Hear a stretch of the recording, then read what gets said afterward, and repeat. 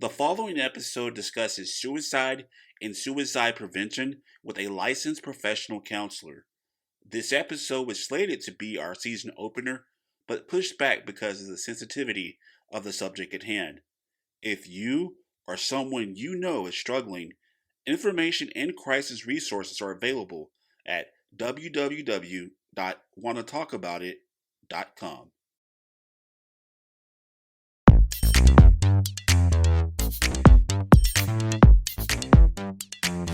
Hey, welcome to a brand new episode of the Show Podcast. I am your host, Calvin, joined by my co-hosts, the beautiful Christina and Brandon. Hey, it is a brand new season, season 5.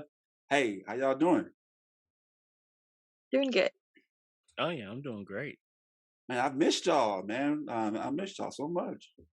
I think a lot of people missed this, but I mean, this break was much needed. No, I still feel like it's too short. Like, I feel like we didn't take enough time off. But hey, here we are. We have a brand new season. We have some brand new guests, brand new subjects, more straight up subjects. So we hope that you join the conversation because a lot has been going on since we left. A lot of world news, national news, and definitely pop culture news. And we're gonna have more of that throughout the season. We got some great shows lined up. And of course, we have some great hosts, Christina, Brandon, and Lee, who is not here today, but we are thinking about Lee in spirit right now. So, Lee, hey, man, cheers to you for season 5. Let's do the damn thing.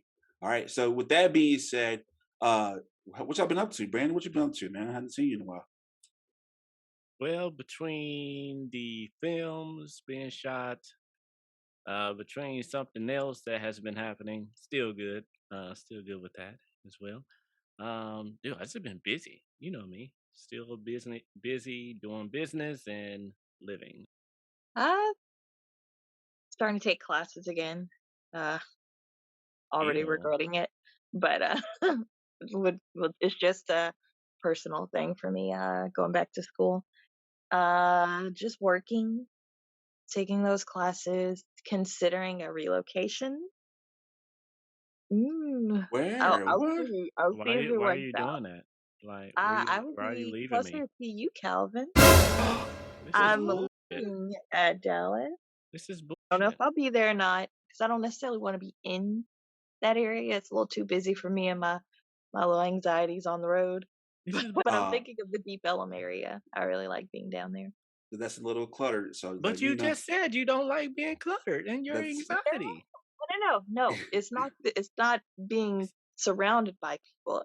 It's the traffic of having to go on like the highway to interstate through now, Dallas scare me. Uh, let me paint you. it's Let me terrifying driving out there. But when you live in the downtown Deep Ellum area, you get off right before all that starts. It's wonderful. You make this so hard, but no, just to kind of give you education on the D-Town.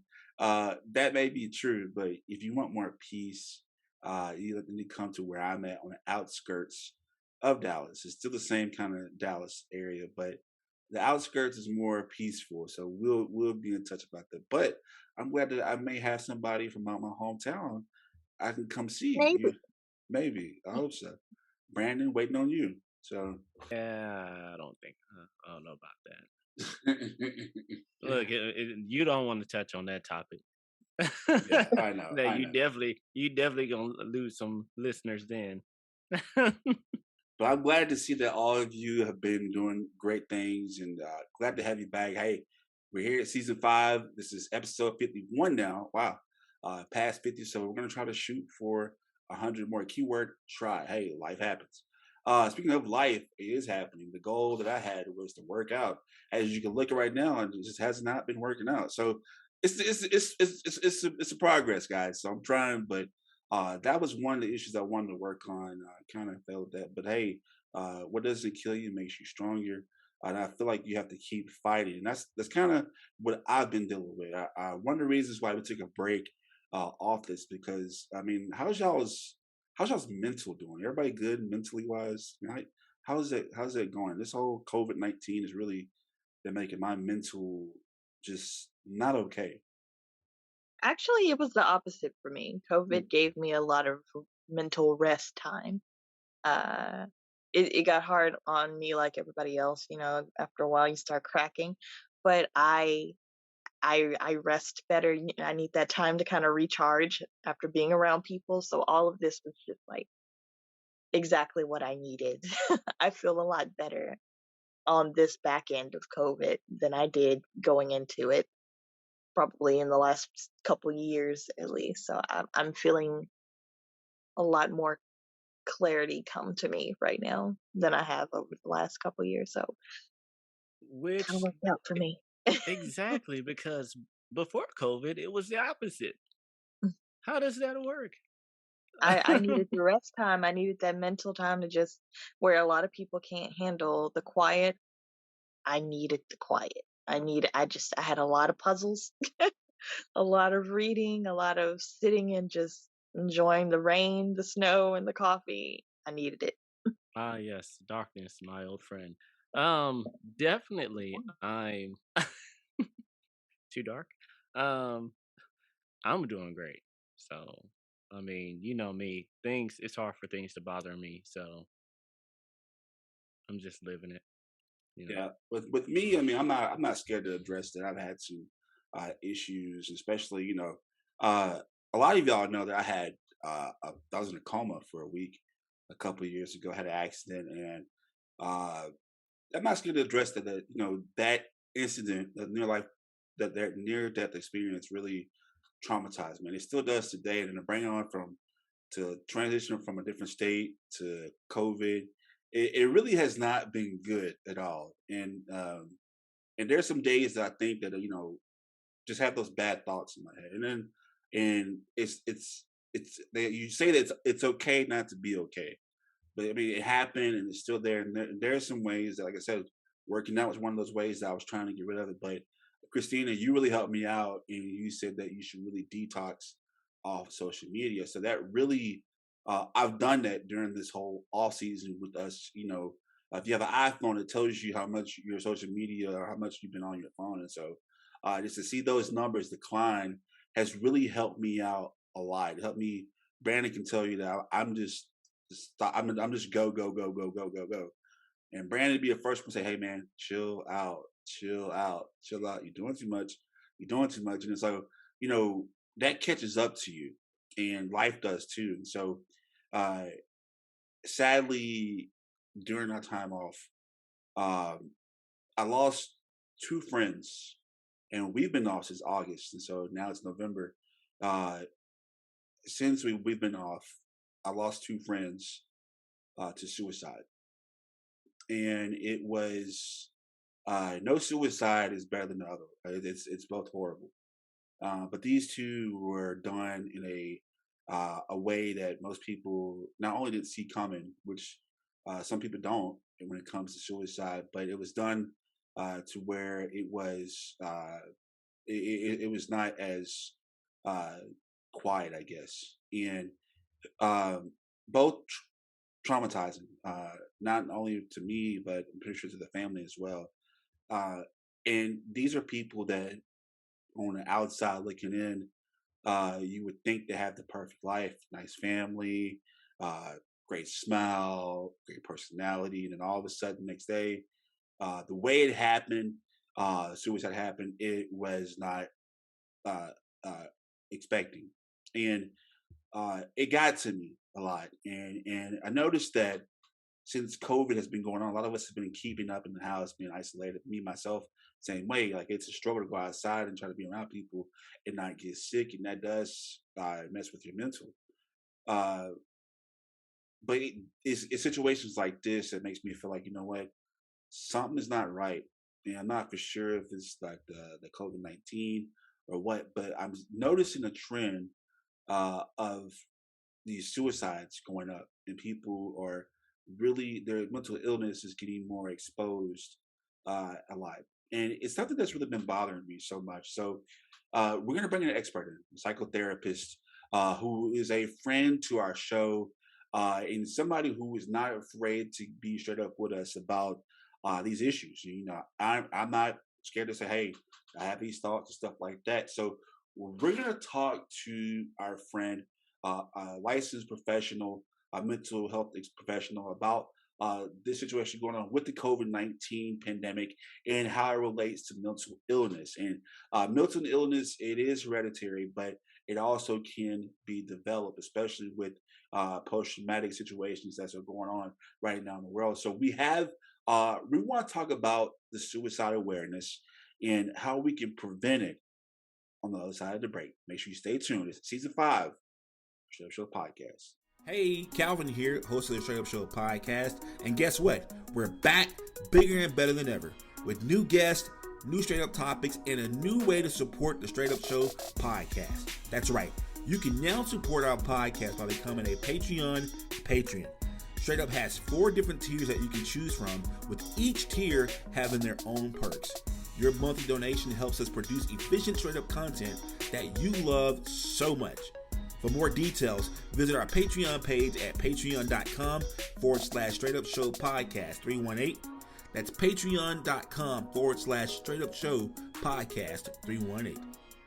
All right, so we're back today. Like I said, it has been an emotional time here since we started this podcast. And if you don't know, we started this podcast during the pandemic. So much has happened.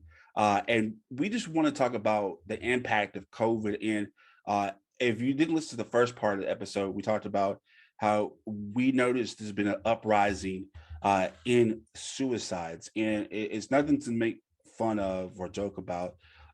We take it very serious. I mean, I know that it's thoughts in your head that you don't want to be here. And some people take action on it. And we want to talk about preventing that. We don't want that to happen to people. Let people know there's an outlet out here. So today we're bringing in one of our favorite guests that comes on the show. You've heard her voice before. She is making some big moves. She is a psychotherapist, LPC, Dr. Monique Thompson. Thank you so much for coming on the show today. I'm so glad to be here. I enjoy this show. I like it a lot. Y'all are very smart people. I like being around smart people. Thank you so much for talking about me and not Christina, but you know, no, I'm just kidding. Thank you so much, Dr. Thompson. And before we jump right into it, I know this is a very sensitive subject, but just tell us, you know, since the last time we talked to you, what you've been up to. I know your schedule has been super busy, but you have some exciting news that since the last time we spoke to you, you've been basically making, I say, boss moves. So since we last talked to you, what have you been up to? Well, in the middle of the pandemic, in the middle of me doing virtual learning for my 8-year-old, a publisher reached out to me about writing a book. One of my specialties in my practice is couples recovery from affairs, and they wanted to see if I'd be interested in writing a book. I felt like I had no time available because I was in the middle of a campaign to get on the school board here in Little Elm. But my husband and my oldest daughter to me said, "You could do that. You can do that." And I listened to them and did it. So I cranked out the book in the middle of the pandemic. So it was released January this year. And since being released, it's in the top 100 dating categories on Amazon in the last month or so. It hit the top 50, and it's been kind of hanging around in the top 50, 60 for the last couple of weeks. It's doing really, really well. It's doing really well. It was definitely much easier to write than I thought because I had I've been doing this for 20 years. So I had a lot of content. So a lot of it was just, I had a great editor who helped me to pull it all into book form. And so it's been doing really, really well. It's helped my practice to kind of settle down a little bit. I'm kind of old. I'm 100% telemedicine now. So it helped me settle down a little bit because I needed this resource for couples like the whole time. So now I can do much easier work. When you have, hopefully this has never happened to you guys, but when people experience someone cheating on them, it's a very, very disruptive and intrusive event. And you really need some resources. So now I have one, and it's made my work easier. So there's that. And then of course I won the election. I was seated, the first Black woman on the school board here in Little Elm. I won 11 out of 14 precincts, did great. And I have other stuff. What else have I been doing? Just others. I'm on a couple of boards, doing a lot of stuff. Yeah. And you got Tamia off to college. So. And I got my daughter off to Howard. Yes, I got my daughter. Are you Howard. adopting, please? Am I adopted? No, You know, my mom's amazing. we But started a male mentor program here in Little M. This summer, my zero debt college project, a lot of people know about because my daughter was offered 10.5 million in merit scholarships. And so we Mhm. have a good formula, but every year we just have a tiny number of guys who enroll. They flourish in the program, but they don't really enroll. So this summer, I reached out to some moms in the community to see if I could partner with a mentoring organization, and there were none.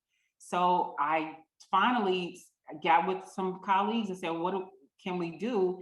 And we decided to just create a mentoring program. So our mayor, we just elected our first Black mayor here in Little M, and he's joined in partnership with my organization. We've got city council members helping us, business leaders in the community. Sweetwater's Coffee and Tea just adopted us and will be sponsoring a lot of our programs. And it's just been wonderful. So we grew from 0 kids, because we didn't have a program, September 16th. From August 24th to September 16th, it hit 100 kids.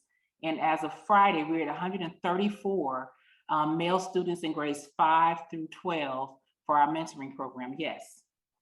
Yes, so that's the latest. That's actually the latest. The latest is that we now have a mentoring program for guys to help them learn how to write scholarship essays, because there's no way around that. And it keeps people from wanting to apply for a scholarship, and to teach them all the tricks I know about how to get scholarships in the first place. Plus, you really need at that age to kind of identify career pathways, plural. And if any of your listeners, I'm gonna tell you, if you're not sure what you want to do, what you're not sure what you want to be, find at least 5 people who are for a living doing what you think you want to do, and you ask them, well, what college did you go to? What college do you wish you'd gone to? What do you wish you'd known at the age I am now that you know now?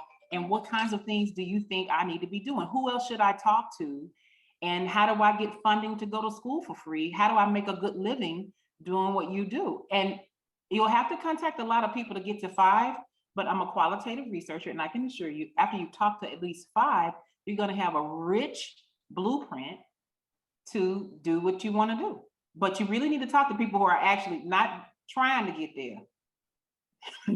They don't have their suitcases anymore. They're walking the path. They have unpacked, they have a nice living arrangement, and they're doing well for themselves, doing what you think you want to do. Because sometimes after you talk to them, you're going to say, oh, I'm good. I don't want to, because you're going to hear 5 different people telling you there's no way for you to get around doing something that you don't want to do. Then you're going to say, well, maybe that isn't for me. And you'll talk to somebody else, 5 more people doing something else you think you want to do. And at the end of the day, you'll have a blueprint. And I'm glad that, first off, I'm glad that you're doing so much in the community. And I definitely want to partner up with you to make sure that our kids get to go a chance to go to college, because what you just said is stuff that I wish I would have done in college, and I didn't have that guidance. So blessings to you and your community and your group of people that are doing that, because I need that right now. And actually, I did that in college. I called random news stations, sent my demo tape out, work on this, work on that. So I mean, like, that does work, and it kind of bridges the gap. But just even what you just said as a college student, that brings on our subject for today, anxiety. Yeah. And that's a lot of anxiety that we have, especially as college students. But even right now in my 30s, and I'm like, even though I'm still working in the field, I still want to do more, and I'm kind of confused on what I want to do. So, I mean, like, this past pandemic, I mean, reports say that CDC said that since the pandemic, over 40% of adults Americans have suffered with anxiety, depression, trauma, and end up taking substance abuse since the pandemic. Of course, all that can lead to suicide. Me personally, I know some people that have passed away due to suicide since the pandemic. Actually, 3 I've known that's died since the pandemic due to suicide. And it's one of those situations to where and 2 of them I talked to before they did it, and they seemed fine. Uh, and the other one I hadn't seen in a while, but it was like, from looking at their social media pages and stuff like that, you would think that they are okay. they're happy and stuff like that. And I'm very against social media because I don't think it portrays reality in some ways. But this the one I knew personally, my friend, great family, great career, on the bridge of doing great things, and just the next day gone. Mhm. Um, I just want to jump into the right question right quick. Have you, because I know when we first talked to you, you were booked for a while. Yeah. Uh, have you seen this uptick of suicides in your profession since the COVID-19 pandemic? So there actually globally hasn't been an actual uptick in suicides. There's been an increase in help-seeking behavior for mental health, but we don't see the same increase in help-seeking behavior for substance abuse. And one of the challenges during COVID is, as far as evidence-based practice goes, substance abuse disorders tend to require, for stabilization, often an inpatient level of care and then a stepping down into the community. So of the two, the one that you can access help for more readily would have been mental health. And the one that you before COVID could access just as readily would have been substance abuse. But during COVID, of the two, the one more difficult to access treatment for would have been substance abuse. Like you mentioned, anxiety and substance abuse disorders actually play off of each other. They're not really, it's almost a chick, which comes first, the chicken or the egg. 1 + 1 doesn't really equal 2, it's a circle. So as someone experiences increased anxiety, they increase their use, which increases anxiety, which increases use, which, I mean, just kind of keeps going. The intervention is what I would want to focus on today. Like, what do you do? In 20 years, I've not lost anybody. I have plenty of people who are at risk, and there are ways that I found over the last 20 years that are more effective than others. And what I teach my interns to do, and by my interns, I mean both my actual LPC interns, people who are getting licensed in professional counseling to practice on their own. I mean, they have their graduate degree and they now have a temporary license requiring supervision. And in my 19th year with SMU Perkins School of Theology, where I work with their interns in their last year of seminary. So when I say interns, I'm meaning both those who have a faith-based approach and those who are strictly a clinical approach. I teach them both the same thing, which is your first question for someone that you even think might be suicidal at any level of risk is, can you promise me that you will never, ever, ever do this, not for any particular reason, not because you don't want to go to hell, not because you don't want your mother to cry, not because you don't want somebody to find you, not for any reason, just that you're just never going to do it. If that person says, I don't know if I can promise you that, then they just told you their answer, which is they actually need to go for help, like right now, not later, right now. If they say, okay, I can promise that, well, now they can engage in supportive care, counseling, and continue down the road. But you need that initial commitment, If you cannot get it, you have your answer about risk right there. So when I work with people who are experiencing suicidal ideation or suicidal pressure, meaning they maybe don't even want to attempt suicide, but they have pressure to do so because it can be an intrusive, pressured thought, then I ask them, do you feel like you can choose not to do this ever, not for any reason, not for a religious reason, not for no reason, you're just never going to do it? If they can say, yeah, I can promise that, then we can continue working together. If not, then they have to go for an increased level of care because your brain is an organ and it has certain functions that help you to engage in emotional control. And when those particular structures in the brain are damaged or impaired, then it's not really that the person is making a conscious choice to do something. What's more accurate is that they do not have the facility to engage in emotional control so that they don't do those things. And those are typically fixable. The only extreme where I would say is possibly not fixable is if you have like the devil's mix. You have a serious mental illness plus substance abuse plus any kind of Environmental significant stress, that's the devil's mix. And so I'll give you an easy example. You're homeless, you have paranoid schizophrenia, and you have a substance abuse dependence. That's the devil's mix. That means your chance is very likely that you're not going to make it. Or you are in a situation which COVID created, where you are so socially isolated that you now have an environmental stress that you never had before, and it's severe because it's unrelenting. Like your tomorrow is going to be the same. You can't go do things to next. It's going to always be the same, right? And you have any kind of substance abuse dependence, and I don't mean abuse, I mean dependence, meaning your brain engages in substance seeking without your permission. You're telling yourself, I'm not going to, and your brain is like, we are in about 5 minutes.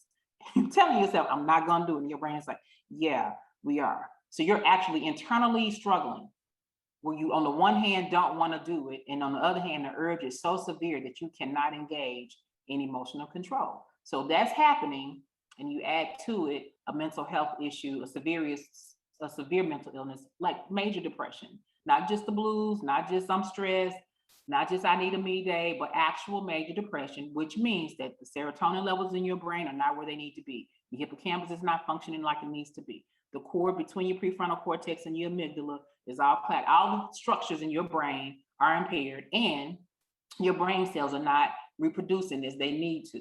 So your brain as an organ is really the culprit that happened during COVID.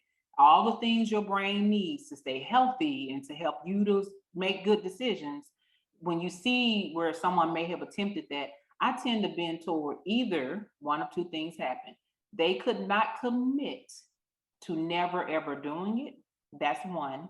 And the other is that they may have required medical assistance to carry out that commitment and did not have access to it.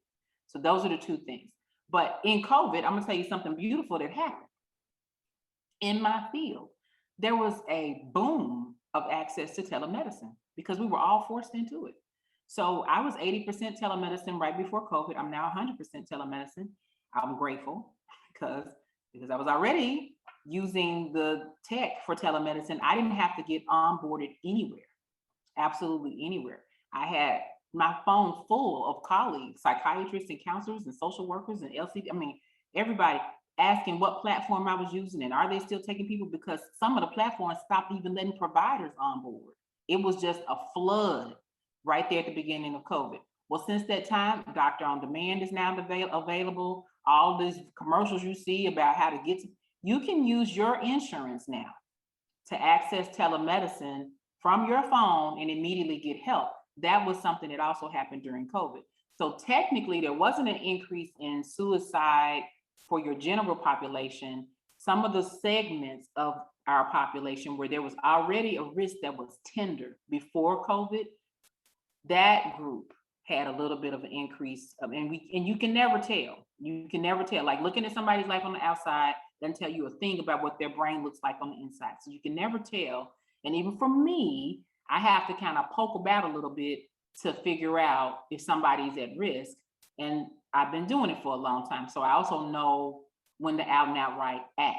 So I'm going to tell you these three things that you can do if you think somebody might be at risk. Number one, ask.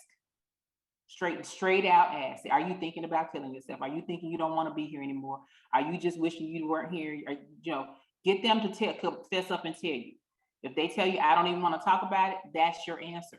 Because somebody who's not says, what you asking me that for? I'm fine. What is something wrong with you? So you already have your answer.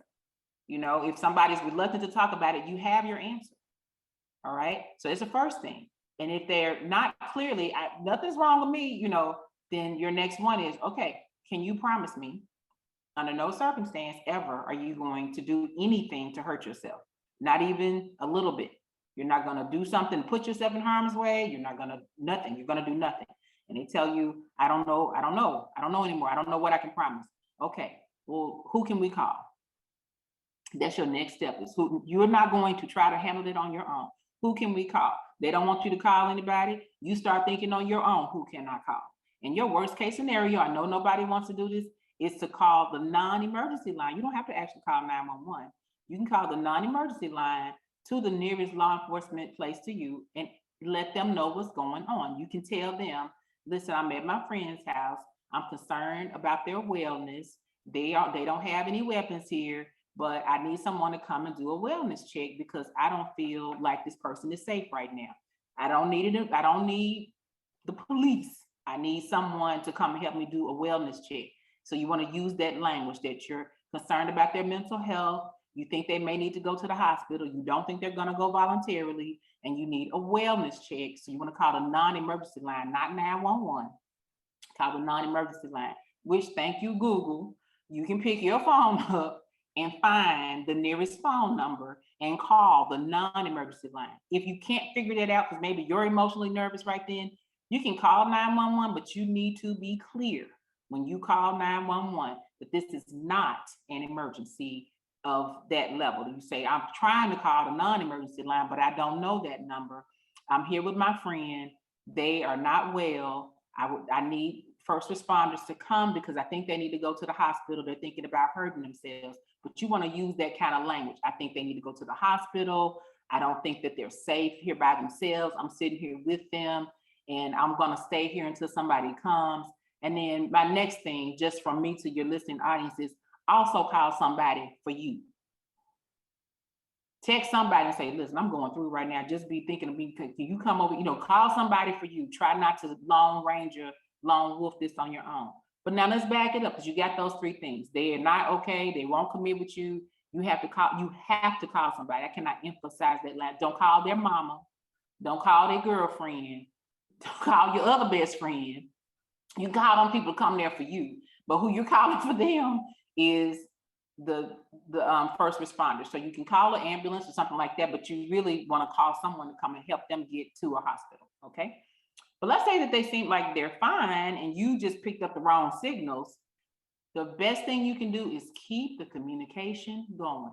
You keep this an open door because maybe you were wrong, maybe you weren't wrong.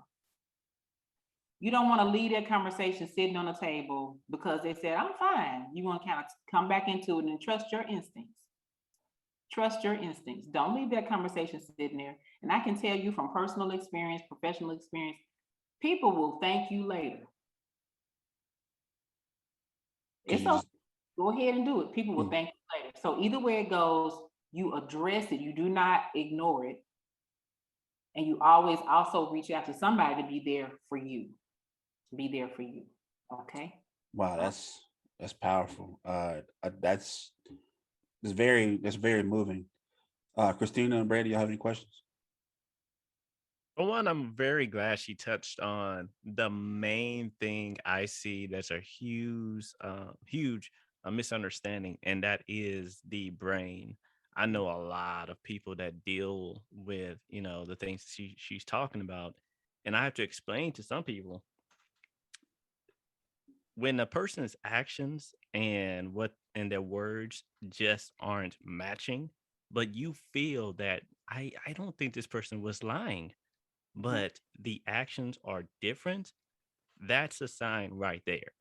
And you just have to show that you are understanding, you want to be like everything she said, she really broke it down very well.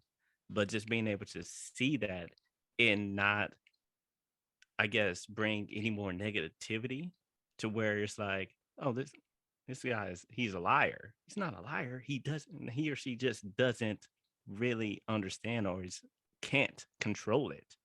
And I think that just doesn't help. Which if you bring in the parents, bring in the girlfriend, whoever, that will lead to, oh, he just sees things, hears things, whatever. And that just pushes that person even further. She explained it very well, and I love it. Phenomenally. um because you mentioned Calvin, your friend, who you said he was fine, he was doing everything well, and things were going good. It's rarely that impacts anything in a person's life that's going through it. More than likely it's something that's been there with them for a very long time. They don't have much control over it. They'll follow all the lanes they're supposed to, but when it's in there, when that sickness is there, you can't fight it. Over the years, I have known people who either have or have fought against it. There's been people who I followed for a very long time in my life that we've lost to it. And I've picked up a lot of different signals that you can find from that person, because a lot of people will say, I'm fine. Or you will see some signs here and there of them distancing themselves, or, the normal telltale signs. But there are some people who don't have them at all, but they will give you signals and cries for help. One person in particular who we did lose got a tattoo a year before he died.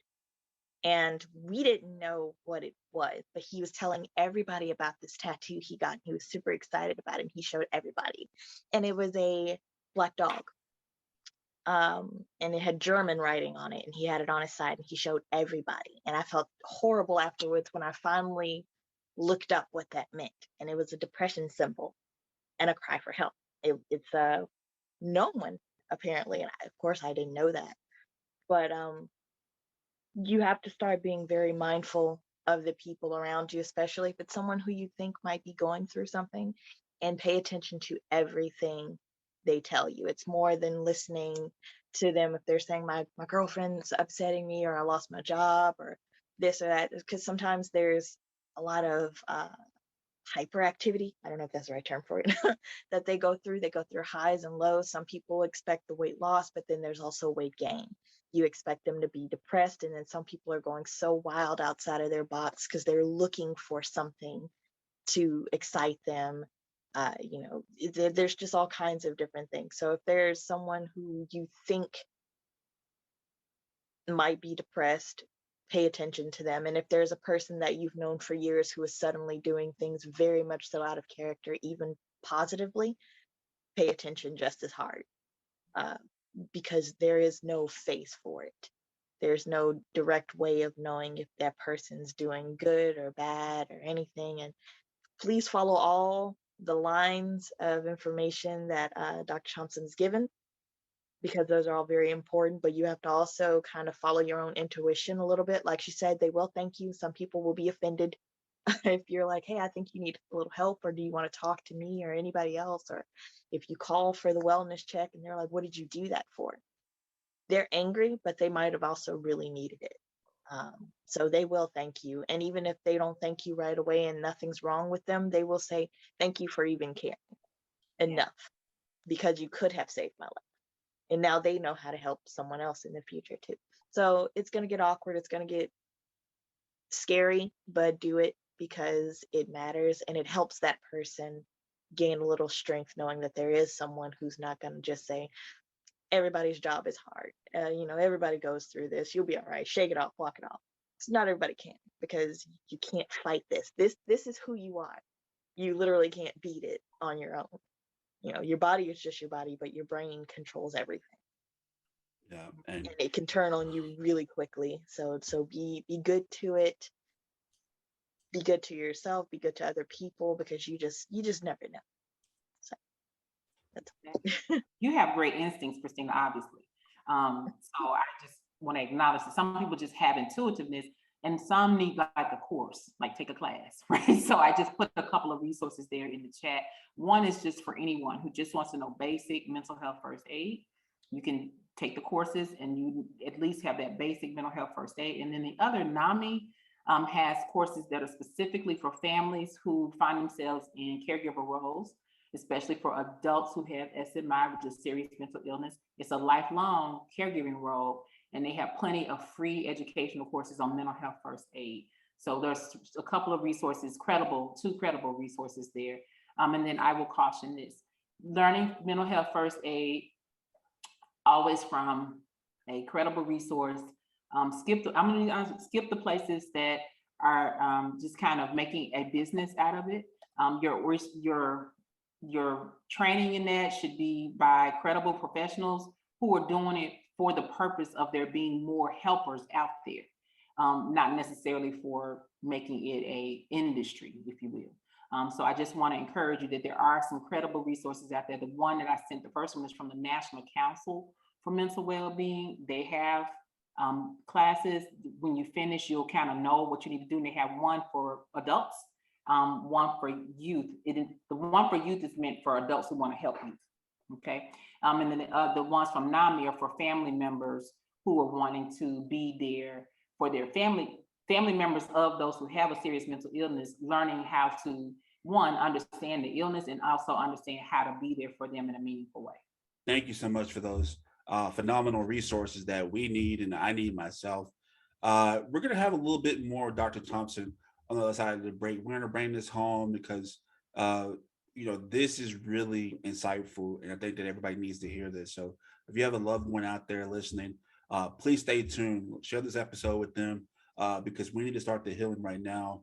And tomorrow, as they say in church, tomorrow may be too late. So we want to put plan in action right now and show people that they do care and they do matter. Stay tuned. Here at Straight Up, we know that all lives matter, but historical events have shown that there is an inverse power dynamic between the races in our country. To highlight this, we present our Black Lives Matter merchandise, because let's be real, some of you don't seem to understand that this isn't the organization, but a message. That message: end inequality towards minorities in America. And just in case that's too complicated for you in English, we have the phrase translated into 10 different languages. Visit straightupshowpodcast.com for this and all our other merch. That's STR8 showpodcast.com. Shirts as low as $19.99.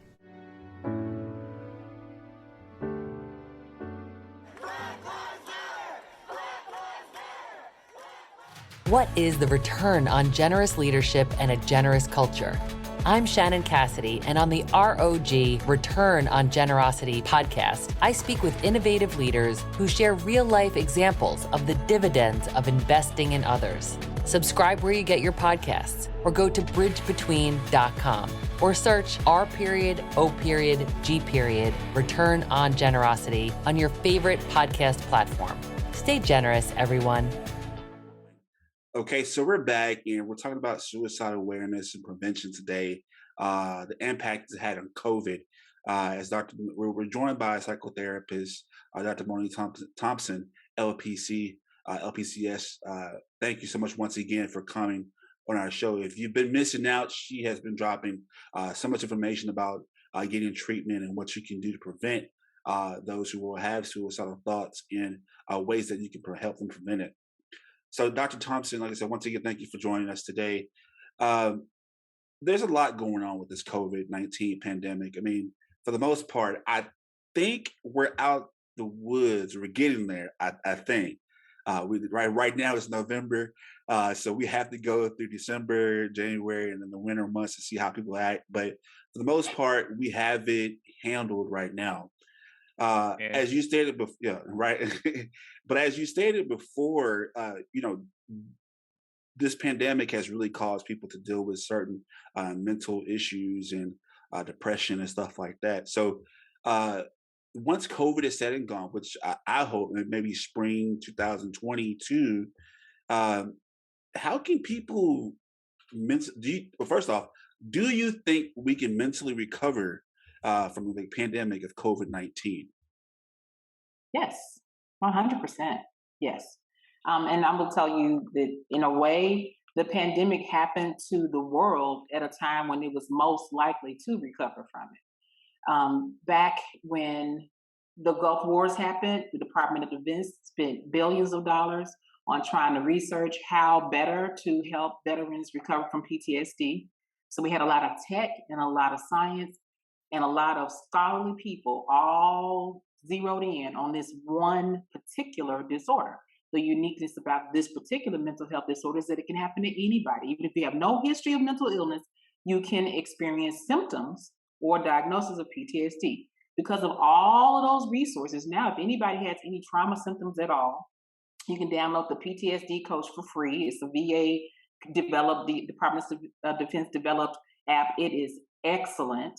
And so even if you don't have PTSD, it is a self-help tool that helps you to decrease your risk of developing full-blown PTSD and help you to self-manage your symptoms, decreasing your risk of suicide or homicide or any self-harming behavior. So that's out there. Meanwhile, around that same time, the then director of the National Institute of Mental Health They called it the year of the brain. He was focused on the brain and doing all research he could on the brain as an organ. Right around that same time, what did we get? Al Gore's internet. So all of these things happened at the same time, which brought the whole research community in together.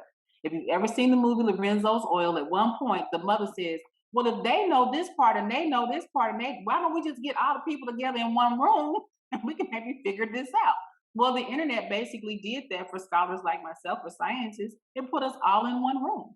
So we're now able to communicate instantly, right? And then I'm sure if you've been in anybody's car wreck in the last 10 years, you've had an MRI. Okay, well, guess who else uses MRIs? Brain scientists. We use that to understand the human brain, what works, what doesn't work. So really, of all the times in the course of human history that the world could be hit by a pandemic that we are well suited to recover from, it was actually right now when we could communicate in an instant with each other, learn from each other quickly. The tech is there for us to get data quickly. And it's an unfortunate but very rich human sample on every level. The pandemic didn't just hit one segment of the population, it hit the world. And so you have the world scientists all rooting for the same team. Everybody wanting their community to get better, your community to get better. And you know what all humans have in common? The same organs. So all of them studying the brain and all of us studying the brain is actually a very unique opportunity for everybody to benefit from the results of each other's studies. There's a forum called ResearchGate. I'm in there all the time. You can look at people's white papers that they are developing. You can communicate with them. Occasionally, like if I'm reading someone's research and it's about my population and I see that they're in another country, I'll reach out to that researcher and say, well, I'm curious about this part of your study. Do you think it will apply to my American population? And occasionally it does, and occasionally it does not. And so that helps me to communicate, just like you do on Facebook or Twitter. We interact with each other like that too. So just like once upon a time, you had to stand in line for hours to even meet your favorite star, and now you can tweet them. They might even tweet you back. It's the same community for us. So that's why I say, I think we'll be okay. And it's actually because all of the people who would think about this and try to figure it out can communicate with each other as smoothly and as fluidly as people do on social media with strangers. We're able to communicate with each other too. We used to have to wait on conferences, travel to get there, all of this sluggish movement of science and knowledge. There's no black hole of knowledge anymore. We communicate with each other fluidly, and that's what you want. Something this big hits, you want your whole team of smart people all together in one room, all working at the same time, trying to figure it out. Well, guess what? This is exactly what we have.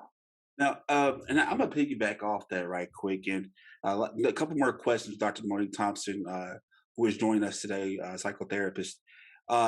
And I think you and I had this conversation before on one of our previous episodes. But do you think that I like, and Christine and I was just arguing about this, or not arguing, but disputing about this. But do you think that the toxicity of social media contributes to a lot of mental illness? Yes. Yes, it's just not my opinion. I mean, there are studies that support it, especially for teenage girls, that it increases their issues of self-esteem, self-confidence. But it actually relates to a way that the human personality is developed is largely from environmental influence. And so our now environmental influence is so, I know we just said, Dave, but it's pretend. So there's not, if you go outside now and play with your friends, that's better socialization and shaping of the personality than if you're interacting with those people over social media. So you can develop a strong and healthy self-concept no matter what. So I want to be a champion of the cause of our human resilience. You can. At the same time, social media presents a very unique and worthy foe when it comes to the development of your human ego strength. And so people who are younger are more vulnerable because their ego strength is developing, their personality is developing, their sense of self is developing. People who are older are less vulnerable because it's set, your ego is set. It would take a lot to knock that building down, right? But it is a pretty significant, it's a worthy foe. It can be used in such a meaningful and helpful way. There are online communities where people can find support and where they can grow in ways that they never have been able to before. But it's sort of like a double-edged sword. It can also do a lot of damage, a lot of damage. So yeah, it's both. And if you're a parent, I'm a parent, you really want to supervise that experience. And what I chose to do as a parent was to, I'm still smarter than my 8-year-old. So my way of outsmarting her is to just encourage a lot of outside playtime. If she's outside playing with her friends, then how much social media exposure could you possibly have? And I just made it fun for them to stay outside till it gets dark. So they just think it's the best that they can stay outside till it gets dark. And they do every single day. They play outside until it's dark. But So when that street light come on, that street light, you better be in the house. well, yeah, but she's looking. So I happen to sit in the cul-de-sac, and to my left and right in front of me, I can see all of it outside, and they're nowhere. They're right there, playing right there. So I encourage her to play outside when she comes home from school, and it kind of naturally decreases the amount of time you could possibly. And I encourage parents to kind of stay clever, and stay gentle about it.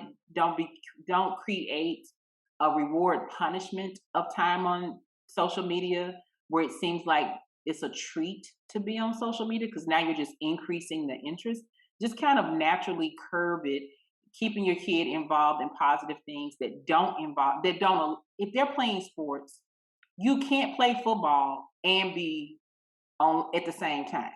One of you, right, and you can't play volleyball and do it at the same time. So keeping them involved in activities that naturally replace social media is what I recommend as a parent, as a school board member, an advocate for kids. If you can keep them doing things that kind of, you're not taking the phone from them, but the phone is just kind of naturally not going to work for the activity they're doing. That's the more, I think that's the more positive and healthy approach. You do want to be thoughtful about it though, for especially the developing brain. Your brain is still developing into your 20s, so you have to think about that. Right. And I worry about you, somebody who is part of the education system right now, especially with all these school shootings. We just had one here in our area, you and I, Dr. Thompson, and you just think about like just the bullying, cyberbullying, and like on Friday, you're so quick to pick up a gun, and it's just, it's not worth it. Just get on social media and interact with each other. And that's why I think I'm blessed to be growing up in the '90s, because we went from like no internet to there's all this other stuff, and then now you got these TikTok challenges telling people to do stuff and like slap a teacher. I'm like, nah, we're not gonna do that. And my family is full of teachers, and no one found the humor in that, and I don't understand people who would. But that's where my opinion about social media and things comes from. I understand when you're a more mentally vulnerable type, it can be absolutely tragic to your development. But it's there, but you don't have to, buy into it all the time. The people who I'm talking about older generation, not necessarily the children, because it's gonna hit them either way. But a woman in her 30s. I'm 30. I'm like, I don't understand the investment in social media as much as so many people have in it. It's so much that you start to form yourself around it. When Instagram and everything went down the other day, people I know were just like, I don't know what to do. And I was like, open a book, do a puzzle, go outside, walk, talk to somebody on the phone. You don't know anything else to do. Go But outside. that's where their excitement comes from. I was like, there's so many things you could do. I understand if you really want it back, but they sounded helpless and hopeless without it. And I was just like, what is wrong with you? Freak. Do I like, have go, to go tell you do what's going it. on as Go, we're go talking somewhere. Go buy something. I don't know. But that's why I feel like it's a matter of what you're putting in front of yourself with social media. You don't need, if you, everybody on social media is just all the beautiful people. Well, don't follow them. about. Follow regular looking people. Go follow someone who I have to talks about good books to read. Go follow people who cook. Go follow comedians. That was something. I was like, it doesn't have to be the supermodels. It doesn't have to be those people. It's fine to see it and love it and experience life through people who are doing. But if those are things, that you can tell are making you feel bad about yourself, unfollow it. you will find something else that makes you feel good. You don't watch the fighting videos. Don't watch the pit bull fights and the kids fighting in school hallways. Like, what? Don't look at it. Swipe. Keep going. You're like, well, it's in my face. You don't have to watch it just because it's there. Go to the So, next thing. because I Do think something as a else. society, when I saw the crate challenge, I just I the didn't watch a single one of those videos. the crate challenge was just the Everybody's end. like, watch this. No. Why? Because it's not doing anything for me. This is embarrassing. Yeah, but before People are we breaking go, their necks. Stop watching this. let's go ahead and give Miss Monique Thompson the floor, Dr. Monique Thompson the floor. So thank you first off for coming on our show. If you could leave us with this, someone who is just thinking, I'm not worthy. I just want to end it all. Because whether you want to believe it or not, we all been there. Like, just no one cares about me. I have my parents, I have my family, but I don't feel loved. I just think I'd be better not being here. And there, that moment, as a professional, what is your message to them? Well, everything that that person just said, I need to acknowledge and accept as their truth, except I need them to correct it just a tiny bit. So they say, I don't feel loved, I don't feel valued, I don't feel like anybody cares about me. The only thing I ask people to add to that sentence is the two words, right now. I don't feel right now like anybody loves me. I don't feel right now valuable. I don't feel right now worthy. Just add the words right now into that sentence so that it is the most authentic statement it could possibly be. And to add the coexisting but conflicting truth. I might not feel this way later. It is a coexisting, conflicting truth, but they live together. They live together. And to truthfully tell me right now, are you willing to 100% promise that you simply won't do anything? To hurt yourself, you won't try, you won't do anything, that you're going to promise me that and acknowledge that this is how you feel right now. And we don't know that you'll feel that way later. Either way it goes, can you promise me you won't do anything? If you can't make that promise, then I need to take some action steps. If I'm not a professional, my next step is to get someone in, a professional in, to help. And by professional in this sense, I mean an ambulance to help get this person to the hospital. And I genuinely mean the hospital, because I do not want you to think that calling someone to schedule an outpatient private therapy appointment in that setting is going to be sufficient. I have a long waiting list. Lots of good therapists have long waiting lists. And it does make sense to wait to see the therapist that you want to see, but you can tell that we're not in a wait and see moment when somebody's using that kind of narrative right there. So you want to get them immediate help, which is going to be at the hospital level. And I want to quickly explain what happens when people get to the hospital. You are assessed for admission to the hospital. I know it makes it kind of maybe insensitive to say, but there are not any hospitals that are trying to keep you that cannot afford you. So please know that when you get to the hospital, they're going to make sure that you qualify for admission before you're admitted. You might be admitted for a 23-hour hold, but the intention there is that you are kept safe for a short period of time. So even if the person goes to a hospital, it doesn't mean they're going to be kept, and it doesn't mean they're going to be kept indefinitely. And in today's world, court orders are needed for that kind of thing. So you're doing something versus nothing. But again, as we mentioned before, calling people's mothers, fathers, girlfriends, boyfriends, spouses, that's not an emergency first responder. And that actually does not give them the level of help that they need in that situation. But as a professional, the two words I ask people to add to it is right now. Dr. Monique Thompson, once again, thank you so much for coming on the show. You have done great. And I would like to extend the invitation for you to come back on.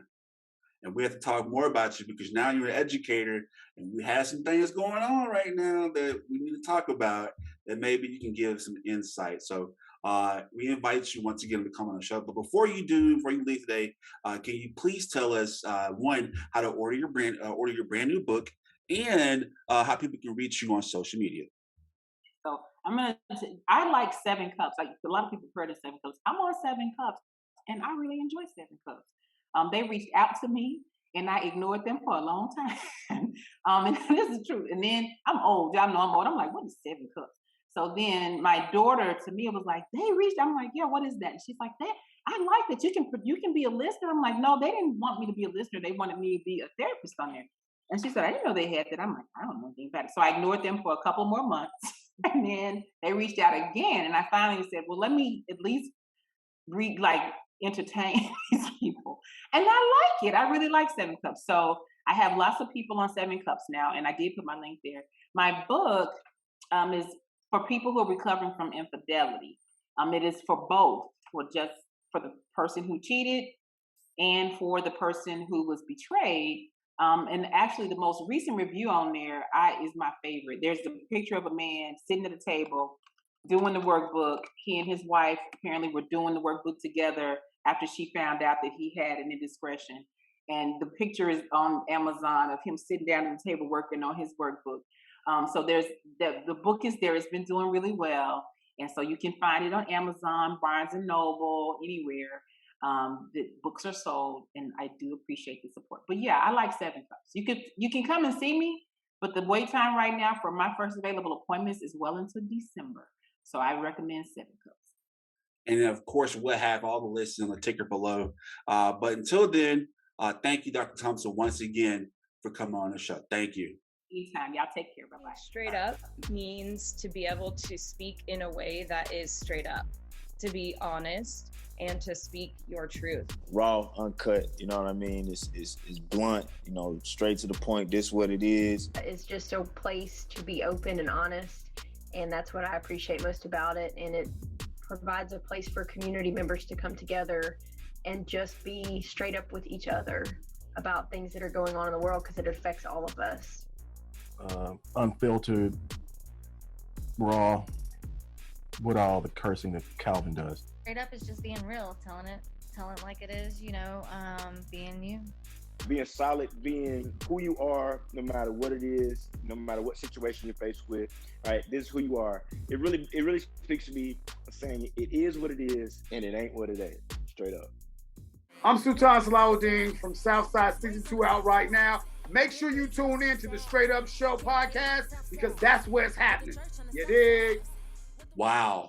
Once again, thank you, Dr. Morning Thompson, LPC, LPCS. Did a great job.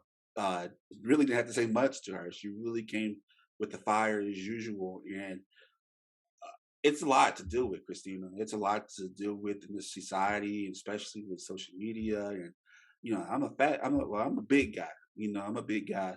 And being a big guy, it's kind of hard to love yourself and not have and feel that you need validation from people because you see people skinny and stuff like that. So you start thinking these negative thoughts and stuff like that. But Dr. Marlene Thompson kind of gave us some coping methods and stuff like that to deal with this. And what do you think? How do you feel about what she just said?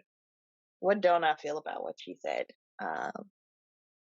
I love that she just kind of bullet trained through everything and made sure to cover everything from top to bottom to let people know, it's mental, but it's mental in a way that you can't shake off by yourself, because it's your chemical mental issue. And that's one of the main reasons people who are battling depressions and anxieties and imbalances have to take their medications, because it's there to correct it.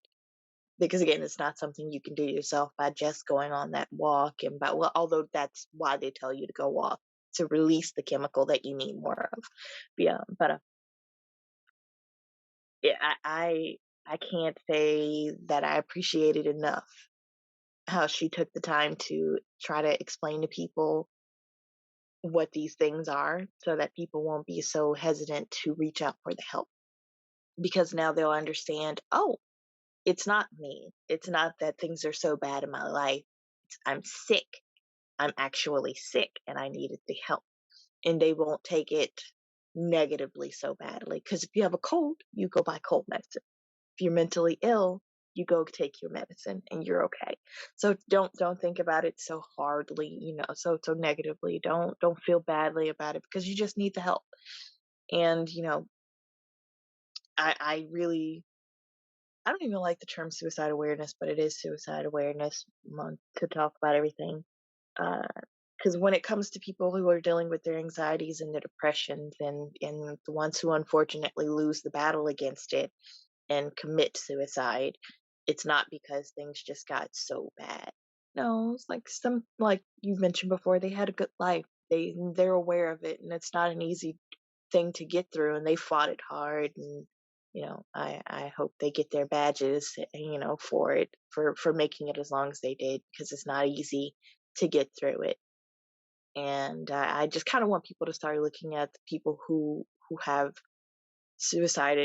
committed suicide after their battles, and not be like, oh, he committed suicide. No, he suffered death from depression. She had, an unfortunate death from anxiety. Kind of like, think of it that way. It's not that they were weak. It's just they were fighting something really strong, and they couldn't defeat it in the end. So that's the only thing I'd like to point out, because I didn't get a chance to point it out when she was speaking. But sorry. You good, Brandon? Yeah, no, I think she really did hit, if not all of them, like 80-90% of the marks, for sure. For me, and I think I'm speaking to people like me. Well, I doubt you're like me. But I don't, like I told you in the beginning, I don't really feel much. So, something that would, make somebody cry, hey, I might smack I might crack a smile, or I just won't feel it. So it took me extra effort to be able to understand this is how people feel. This is the signs of, oh, this is what causes that person to feel that way. Some people need to kind of reflect and look at themselves, saying, just because this doesn't feel that way to me doesn't mean I know exactly how that person should feel, because that can be a huge issue when you're trying to ask, hey, what's wrong? And then you automatically try to fix it. These people don't want, you to have an answer, because you're not going to know. You just need to be there. You just need to, have that ear to provide. Like I said, I know people like that. And the best thing I can do is say, hey, what's up? Or, hey, you want to get something to eat? Yes, no? Okay. Just let me know. I'll catch you later. Just having that little bit right there. Or just saying, oh, man, that's crazy. What else you got going on? That's all you have to do. But please don't just, throw judgments out there, and stay off social media. I'm not we're not, I guess the older we get, we're not big on social media like we used to be, but Oh no, yeah, I hate it. it's just not, don't look for validation for it. But one thing that stood out to me the most about what Dr. Monique Thompson had to say is that, you know, some of us go through, we've had trauma that it takes forever to get over. Me and myself included are not scared to talk about being an orphan at one time for a brief moment in life, or run away from home and stuff like that. And there's stuff that the strongest people that you see in public eye, they have trauma.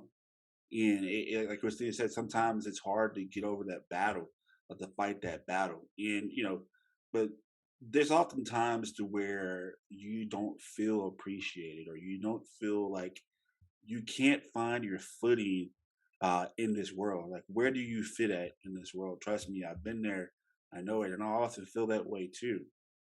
Uh, but it's people, because I would say I don't feel like I'm loved right now. And I'm glad that Dr. Monique Thompson said two words that really that helped me out now. Is that I don't feel loved right now. And those two words that really stood out the most, right now, because that means that you're in that present moment. But it's kind of hard to reflect that you are loved, that you do matter, and you belong and deserve to live.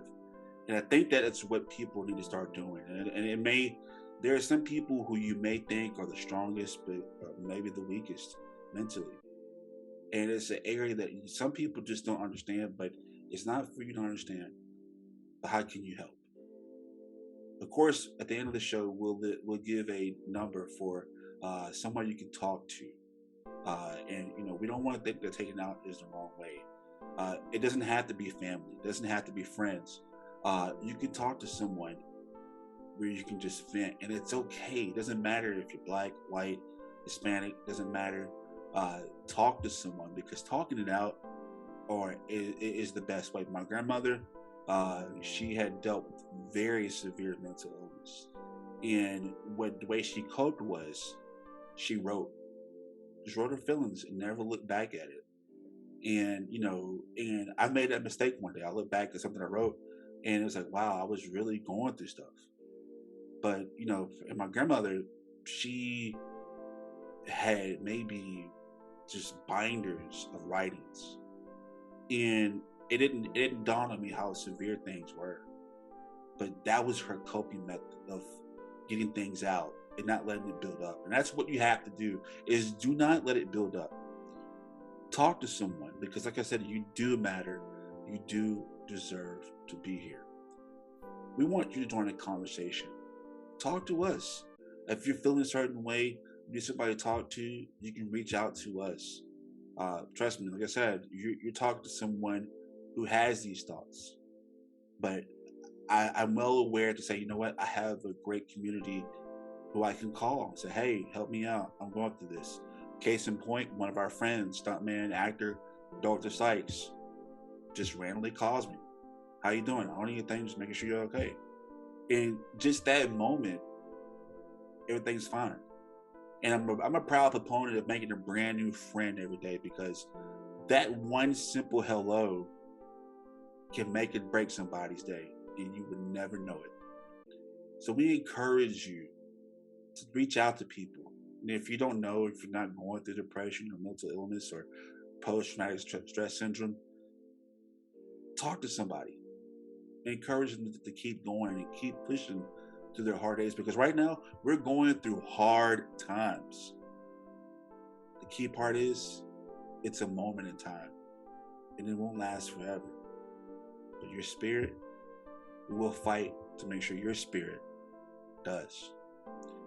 With that being said, guys, once again, join the conversation, because these are the talks that we need to have with our community, especially when it comes to our Black community, Latino community. We need to have these talks because there's so much pain that people are not aware of. And the more we talk about it, the more we can heal from it. And it's not just those communities of color, but everyone. There's so much healing that has to be done, and it can be done by writing and talking, but getting it out so we can learn to heal. And hey guys, it's season 5. We're here. This was a phenomenal episode. Once again, I want to thank Dr. Monique Thompson for coming on the show. Like I said, hey, we're here. It's season 5. We have big things coming. So hopefully you guys tune in. Join our website at straightupshowpodcast.com. That's STR8UPshowpodcast.com. We have merchandise, ways that you can actually contribute to the show, because your boy needs a brand new microphone, but we're joining a new time right now, and things are going up for us. So we want you to be a part of the conversation, a part of the Straight Up movement, and make sure you come back eager and ready to learn, because you never know what you're going to have on this show. Until then, there's only one rule on our show. And that is, you got to be straight up. That's right, Christina. See you guys next time.